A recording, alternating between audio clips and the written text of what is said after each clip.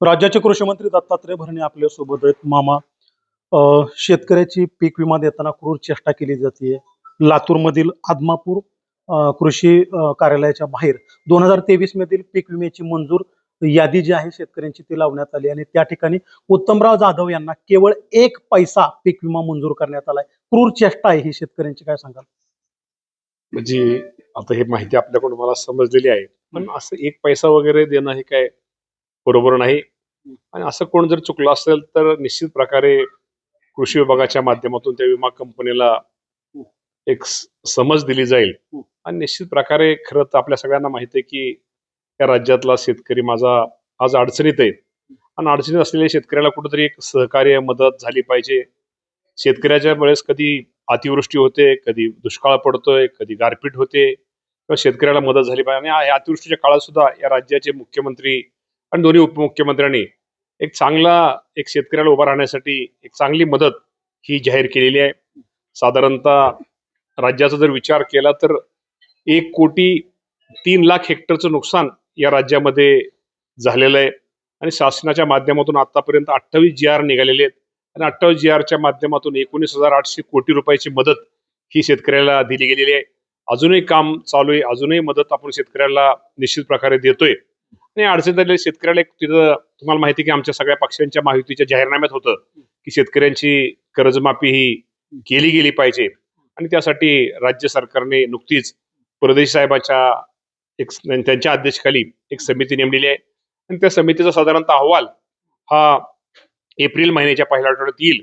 आणि अहवाल आल्यानंतर साधारणतः 30 जानेवारीच्या अगोदर शेतकऱ्यांना माझ्या कर्जमाफी ही दिली जाईल. सांगायचं तात्पर्य एवढंच की हे सरकार हे शेतकऱ्यांच्या हिताचा निर्णय घेणारं सरकार आहे, शेतकऱ्याचं हित जपणारं सरकार आहे आणि सर्वसामान्य माणसाचं हित जपणारं सरकार असल्यामुळं निश्चित प्रकारे हे सरकार शेतकऱ्यांच्या पाठीशी आहे. तुम्ही एकीकडे म्हणता हे सरकार शेतकऱ्यांच्या हिताचं आहे, निर्णय घेणार आहे, शेतकऱ्यांच्या पाठीशी आहे. केंद्र सरकारमधील केंद्रीय कृषी मंत्री म्हणतात जो काही महाराष्ट्रामध्ये महापूर झाला, ओला दुष्काळ झाला, त्याच्याबाबत आर्थिक मदतीचा प्रस्ताव आमच्याकडे आलाच नव्हता. देवेंद्र फडणवीस असं म्हणतात मागील आठवड्यामध्ये तो प्रस्ताव पाठवलेला आहे. शेतकऱ्याला फसवतोय कोण मग, राज्य सरकार की केंद्र सरकार?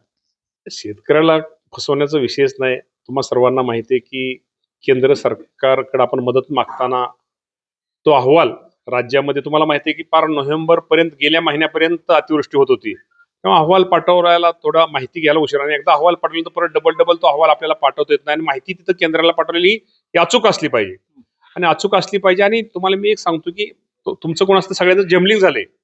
राज्य सरकारचा प्रस्ताव मागच्या आठवड्यामध्ये केंद्राकडे 29,000 कोटी रुपयाची मागणी करणारा प्रस्ताव पाठवलेला आहे की शेतकऱ्याला मदत म्हणून, किंवा शेतकरी म्हणण्यापेक्षा इतर जे घरं पाण्याखाली टोटल हा जो अहवाल आहे, कृषी, ग्रामविकास, तुमच्या बाकीचे इतर डिपार्टमेंट जे नुकसान झालं, जलसंधारण जे नुकसान झालं, सर्वांचं एकत्र करून साधारणतः 29,000 कोटीचा आपण प्रस्ताव हा केंद्र सरकार पाठवलेला आहे. आणि एक सांगतो की तुम्हाला ज्याचं जे नुकसान झालं, केंद्र सरकारची मदत मिळणार आहे ह्या अपेक्षेवरती राज्य सरकार गप बसलेलं नाही. राज्य सरकारने मदत थांबवली नाहीत, ते मिळणार ह्या अपेक्षेवरती राज्य सरकारने मदत शेतकऱ्यांना केलेली आहे. त्यामुळे पैसे ते जरी उद्या मिळाले ते राज्य सरकारकडे मिळणार आहे. ऑलरेडी राज्य सरकारने अगोदरच ह्याचं वाटप केंद्र सरकारचे पैसे मिळतील याप्रमाणे वाटप केले. माझ्या शेतकऱ्यांनी कुठे कधी काळजी करू नका. कृषी मंत्र्यांनी, केंद्रीय कृषी मंत्र्यांनी सांगितलेली गोष्ट खरी आहे की थोडा प्रस्ताव त्यांना खरं प्रस्ताव मागच्या वेळेस त्यांना थोडं कदाचित तो प्रस्ताव खाली असेल आणि जरी उशिरा प्रस्ताव पाठवला असला तर उलटा आपण प्रस्ताव भरीव असा प्रस्ताव पाठवलाय. आपल्याला भरीव अशी मदत पाहिजे आणि जे जरी भरीव मदत आणि ती मदत मिळणार आहे ह्या अपेक्षेवरती आपण शेतकऱ्याला राज्य सरकारच्या तिजोरीतनं आपण त्याचं वाटप केलेलं. काही पैसे NDRFच्या सुद्धा आपल्याकडे जे पैसे असतात तर केंद्र सरकारचे त्यातनं वाटप केले. त्यामुळं त्या पैशाचा त्याचा आणि त्याचा काही संबंध नाहीये. ते पैसे उशिरा मिळाले तर हरकत नाही, पण आपण शेतकऱ्यांना मदतीचे आपण काम थांबवलेलं नाही. हे सरकार शेतकऱ्यांच्या पाठीमागे आहे. सातबारा कोरा कधी होईल शेतकऱ्याचा, अजून कुठपर्यंत आलंय? या बाबतीमध्ये तेच तुम्हाला सांगितलं की साधारणतः एप्रिल महिन्याच्या पहिल्या आठवड्यात परदेशी साहेबांच्या नावाच्या एक अधिकाऱ्यांची जी कमिटी आहे तो अहवाल आम्हाला देईल आणि ते अहवाल आल्यानंतर त्याच्यावर मुख्यमंत्री, सगळे उपमुख्यमंत्री, दोन्ही उपमुख्यमंत्री, आम्ही सगळेजण साधं चर्चा करून काय निर्णय घेतल्यानंतर माझ्या शेतकऱ्याला जास्त मदत होईल तो निर्णय घेतला जाईल आणि 30 जून पूर्वी शेतकऱ्यांना कर्जमाफी दिली जाईल. लातूरमध्ये अहमदपूरच्या शेतकऱ्याची जी काही चेष्टा झाली या संदर्भात काय करणार आहात? चौकशी समिती लावणार आहात, कंपनीची चौकशी होईल, 100% कायदेशीर कारवाई काय करणार? या बाबतीमध्ये चौकशी करून या बाबतीत जर झालं असेल तर 100% चौकशी केली जाईल. जय पवारांचं लग्न पार पडतंय बहरीनला. उपमुख्यमंत्री अजित पवारांचे ते चिरंजीव आहेत. सहकारी आहात तुम्ही अजित पवारांच्या अगदी खांदे समर्थक समजून. निमंत्रण वगैरे होतं तिकडे लग्नाला, गेला नाही काय नाही?